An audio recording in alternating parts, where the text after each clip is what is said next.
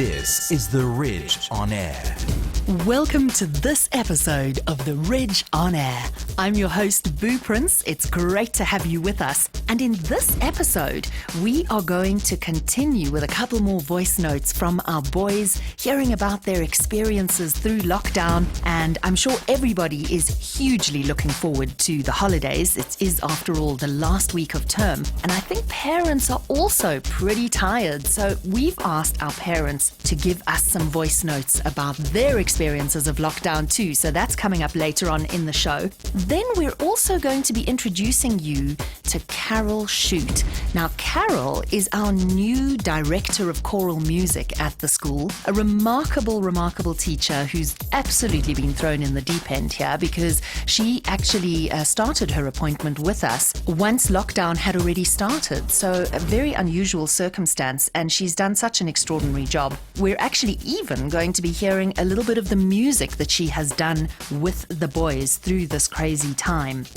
Then finally, we're going to check in with Sarah Behr, who is the head of grade 0, and Nico Seakamela, who is the head of grade 5. And they're going to give us a little bit of an insight into the teacher's experience of lockdown learning and what it takes to put together all those incredible videos that have made them YouTube stars. Stay with us.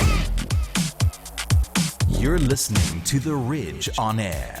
A few weeks ago, we put out a call asking for voice notes from the boys to get a little bit of insight into what their lockdown experience and online learning experience has been like, what they've enjoyed, what they haven't enjoyed, what they've perhaps learned that they wouldn't have learned if they'd been at school.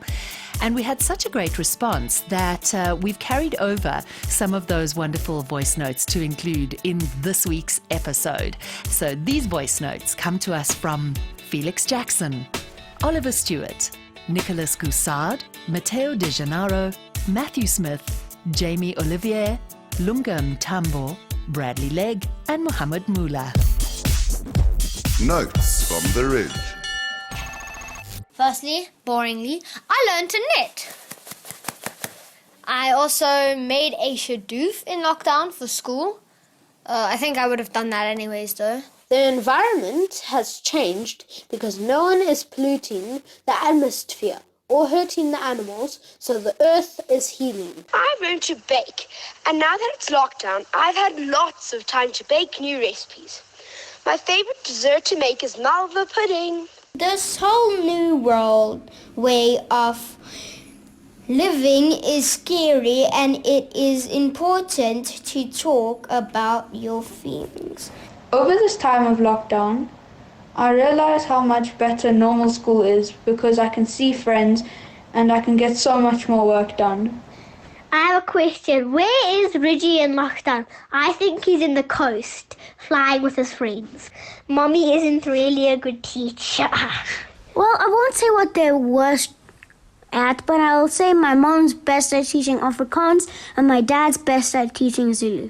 I've baked a pavlova, slept in a tent, cleaned the bathroom, even the toilet, fed the homeless and poor nearly every day. Even though the world is in chaos, we are in this together.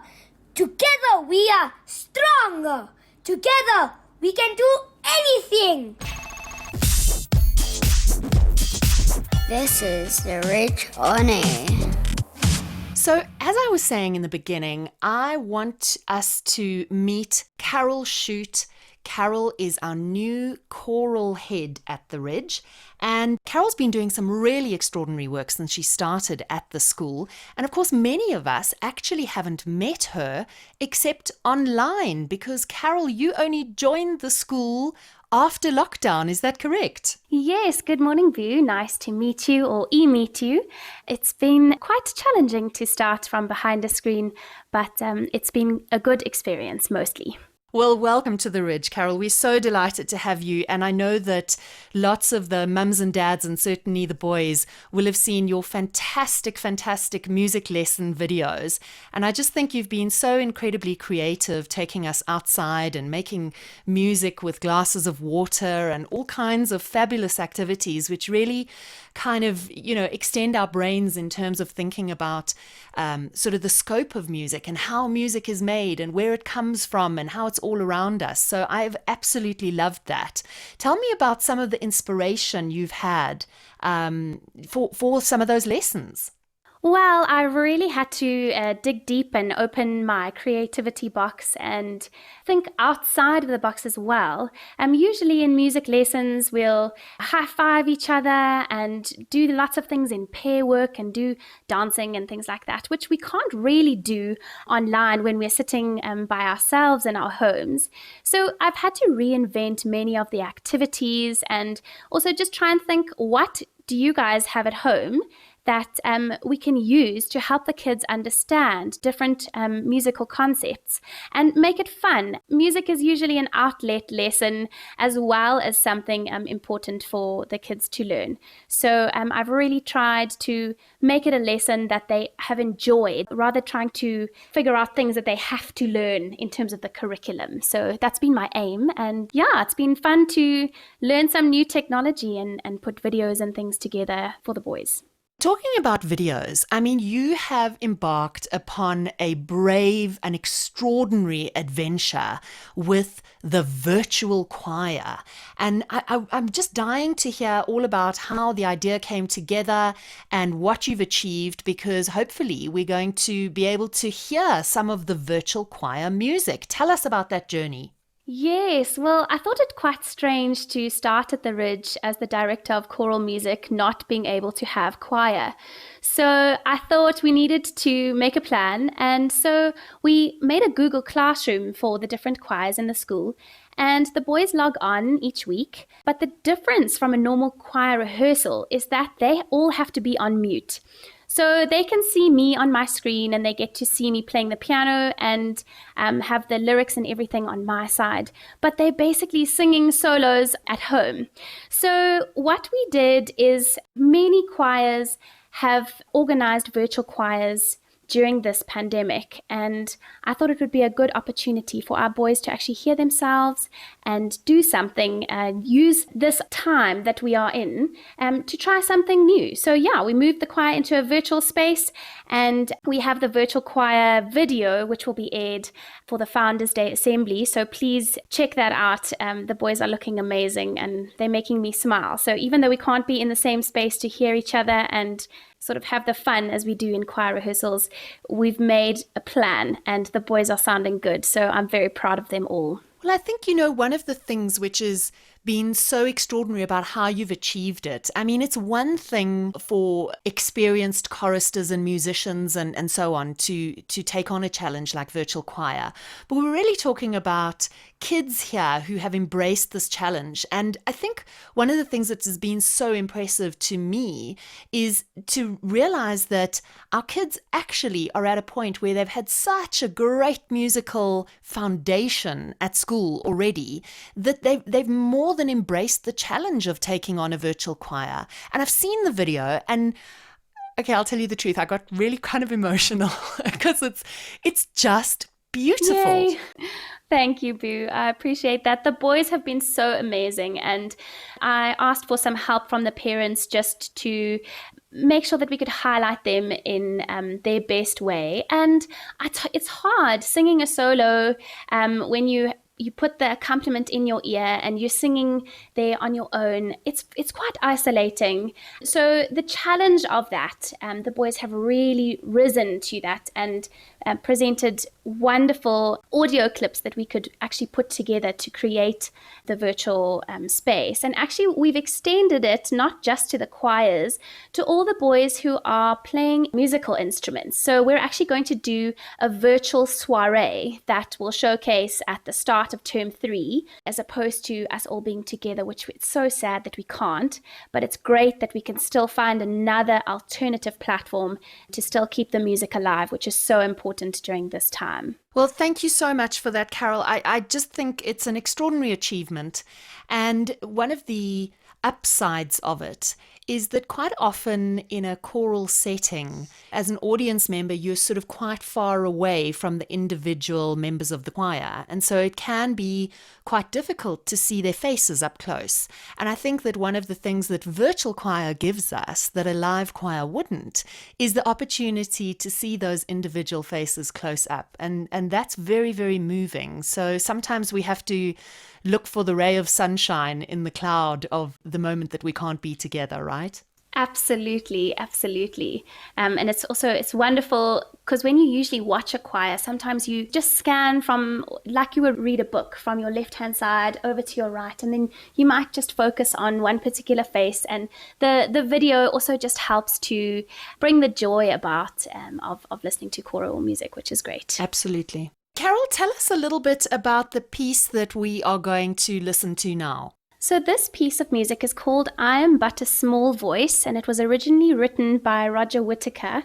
And one of the music teachers that we have in our music department, Mrs. Irene Morrick, has arranged it, and she's also actually the accompanist as well. And so the boys will be singing this, and the chorus really talks about, "Come young citizens of the world, we are one."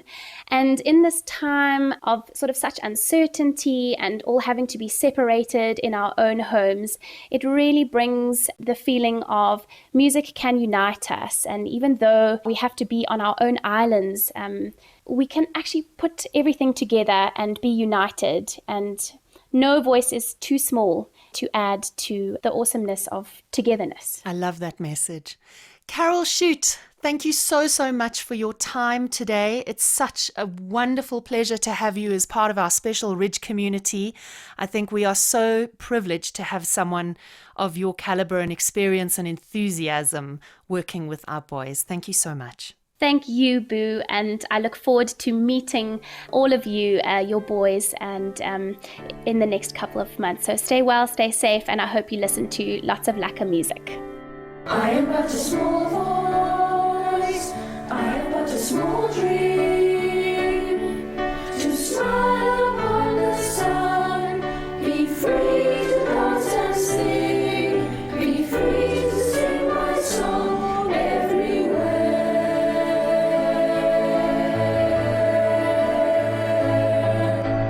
Come young citizens of the world, we are one, we are one.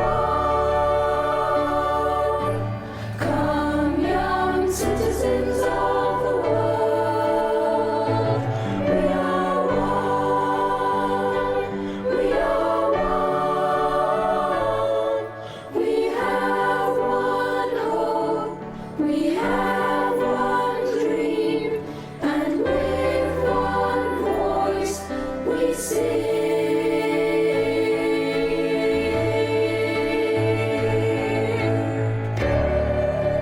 Give us peace, prosperity, and love for all mankind.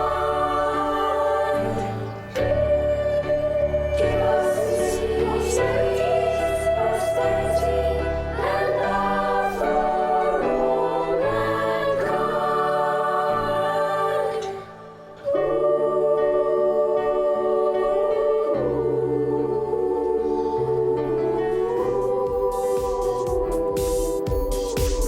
Music at the Ridge. Well, the last 5 months have, of course, provided all of us with an unprecedented list of new experiences. Why are you making noise? I told you that I'm recording for school. Please. Why? You were playing outside earlier on. Huh? As soon as I told you that I need some time, then you don't want to go and play outside. Why? Huh? Why? Huh? This is the last time. Ah, yes, the soundtrack to our lives.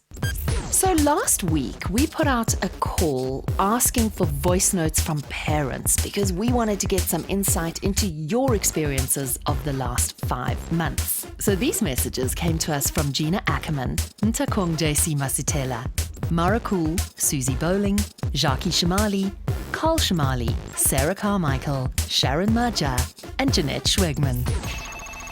We were learning about the letter W. And with a grade 0 daughter as well, I thought I'd combine grade 0 and grade 1 and teach them both W. And we started out thinking about 5 words starting with W. And we said wheel, and we said wool, and we said went. And then they got stuck around about word 5, and I asked them, well, what do we drink? And they both looked at me and shouted, wine. And that was really cute and gave me a little bit of hope for the rest of lockdown. I've enjoyed the experience of the whole home learning thing. It certainly has brought the kids and I together in a more meaningful way. We spend a lot more time chatting and playing, and we're doing trump cards in the evenings after seesaw time, and there's some sort of a home structure that we've got going. But I do kind of feel for them.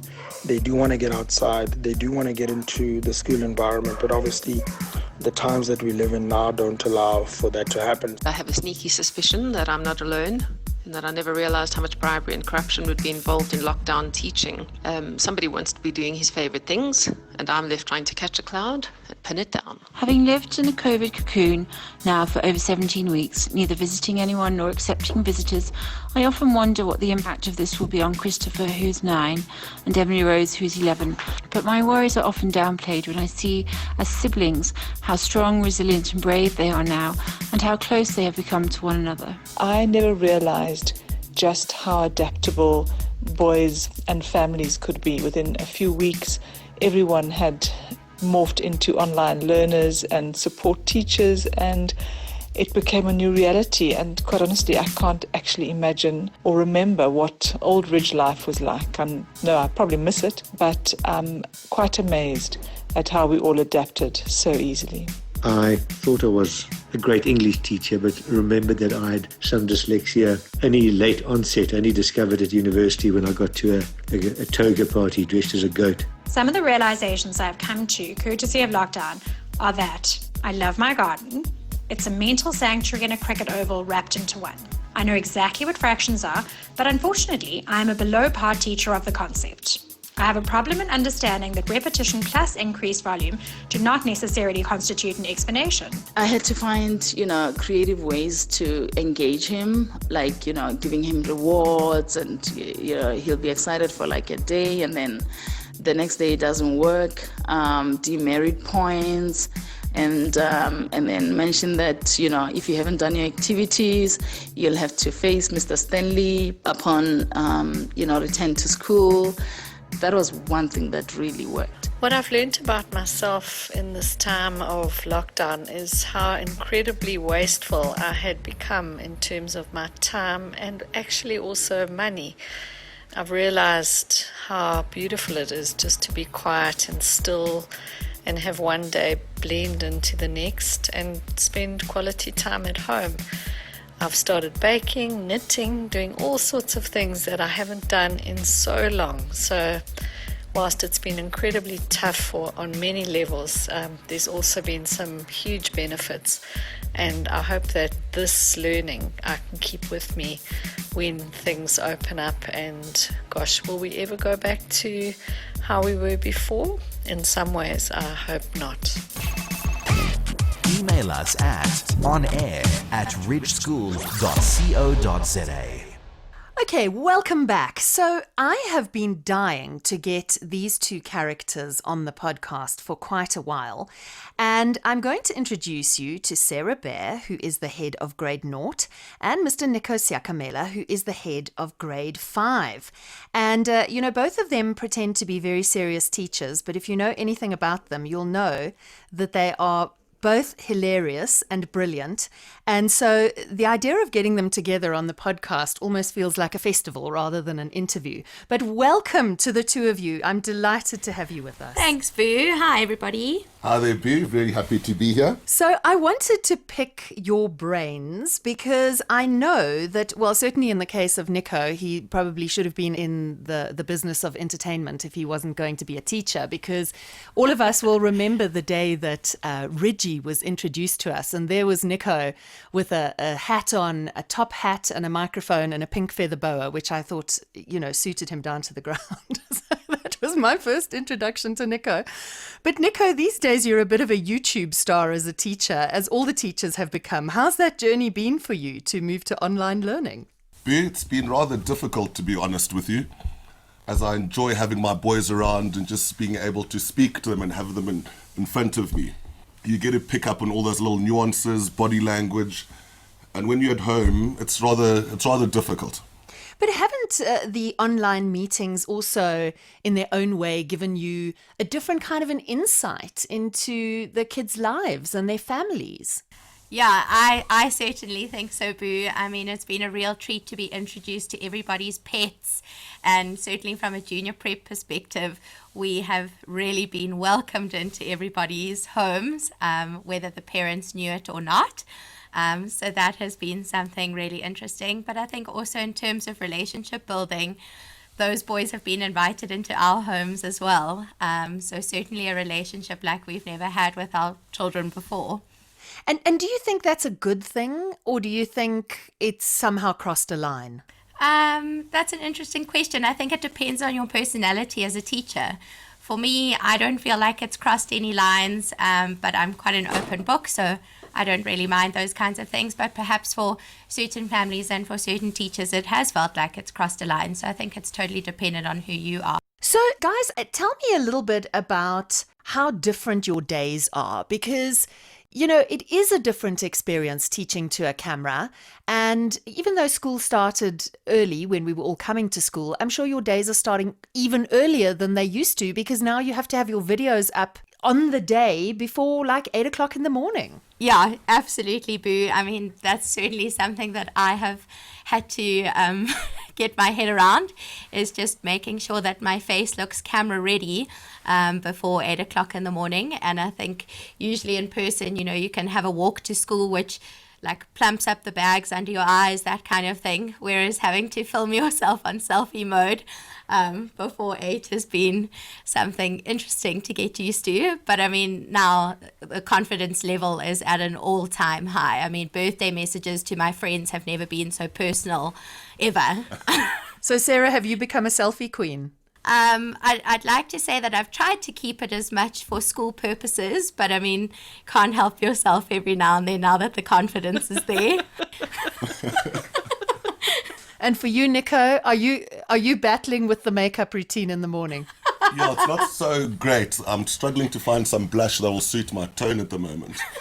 But that aside, there's such a huge difference when we have our staff meetings and Mr. Stanley's taking us, and you watch the JP staff and then you watch the SP staff, and then you compare the females to the males. Yeah, the males, we're letting ourselves down, I can literally. Are the male teachers letting themselves go? I don't know if we're letting ourselves go, but we just don't look as great as the ladies do on screen. You also just know from the Zoom meetings who's having one of those days when their camera's off the whole time. Yes, absolutely. Absolutely. And Nico, for you, I mean, you are such a people's person. So how do you think you might have kind of grown through this period when you, as you say, you completely miss that personal contact and the sort of daily interaction? I suppose I'm a lot more aware and observant of what's happening at home and during the screens. I just want to backtrack a little bit in terms of being invited to people's homes and seeing their lives.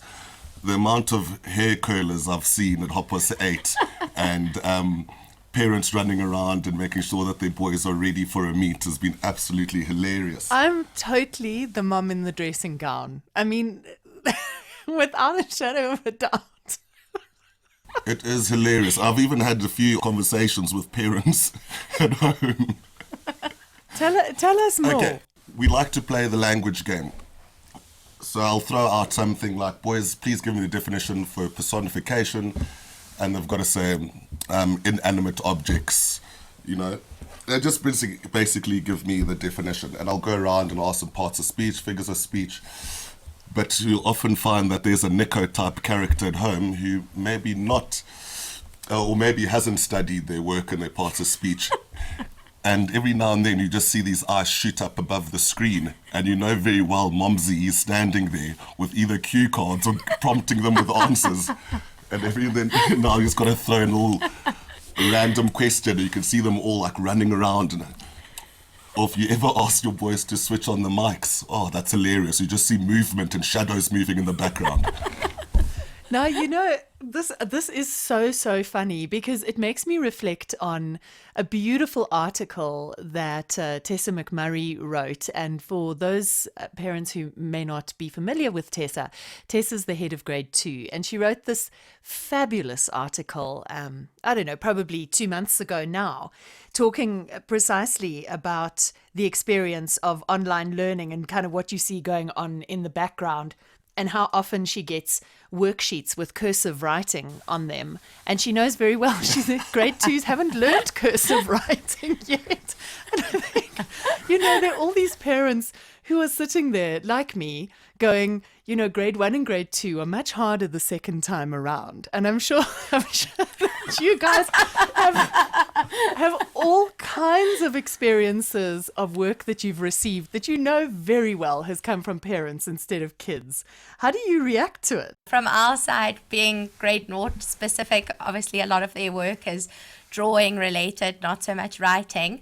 But, you know, when you've been worried at the beginning of the year that the drawing maybe isn't quite up to scratch, and all of a sudden we're receiving the most amazing drawings that look like they are straight out of clip art. I mean, it's quite it's quite tricky to be, you know, diplomatic in your response, but really just, I suppose, maybe putting a few things in there like, wow, did you really do that all by yourself? You know, I'm so proud of you. So, yeah, I suppose a little bit of humor at the back, but also just knowing that parents are doing their best and doing what they think is best for their kids. So, yeah, just having a bit of sensitivity to it as well, but finding the humor too. I definitely think there's a difference between the JP and the SP, because you're talking about all these brilliant pieces of art that you're getting bought in by your boys. SP parents are not so great with their English. I've had 1 or 2 parents join our Google Meets and struggling. I keep wondering when we get report cards whether you're going to be grading us as parents or you're going to be grading our kids. We hope not, because we're going to have to repeat this year all over again. So I hope it's your boys. Because we've had lockdown, everyone's turning around saying, oh, we've missed X amount of days, and the boys, there's a gap in knowledge. I don't actually think there is. And from when I'm interacting with my boys, and for those few days when the boys did come in, I can tell you they're no less sharp than the boys I've had in the past few years before we had the Rona and the apocalypse. The Rona and the apocalypse. I mean, it does all feel like a slightly post-apocalyptic zombie movie, doesn't it? I mean, you sort of drive through the streets and, I mean, everything feels different. It's so strange. Yeah. I promise you, was it 2 days ago? It looked like it was going to snow. It was grey everywhere. There's tumbleweed going across the school. I promise you. Guys, just to get, sorry to get serious for a second, but how do you think this entire experience has made you think differently about how we teach and what kind of impact it may have on the future of teaching? I've thought long and hard about it, and I think what we as a people or a nation we're getting convoluted and confused with is that we're looking at it and saying, well, we've got to be IT savvy and the world is possibly moving in that way, in that direction. And I don't think it is, in all honesty. From my experience, it always boils down to that human touch. Doesn't really matter what content I push out there, because you can reach that and find that wherever you are. But in terms of phoning your boys and calling them and just being there for them, I think those fundamentals, that's that golden thread that we speak about, and that doesn't really change. So, the content and the medium, the way you push it out there, that's different. But that golden thread and that human touch, that's been consistent for me, and that's what I've been holding on to.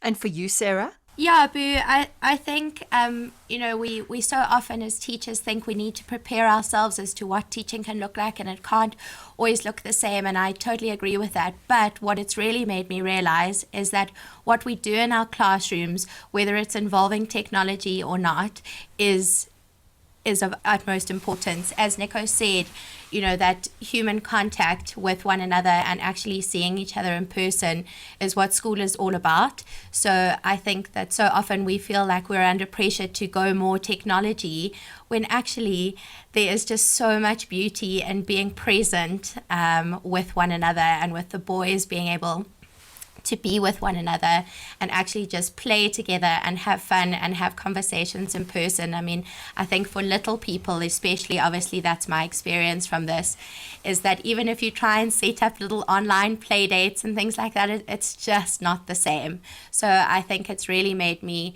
realize and value what we do in our classrooms what we have done before has been really, really amazing, and you just can't beat it. Well, I just want to say to all of you that, and when I say all of you, I mean to all the teachers, that we see you, we see the incredible, incredible effort and love that you guys have put into all these lessons, whether they're videos or, calls to our kids, etc. We see you and we feel you, and we are deeply, deeply grateful for you. And I think that it's really made me realize just how unbelievably involved and difficult your job really is, because I can't do it. That is for sure.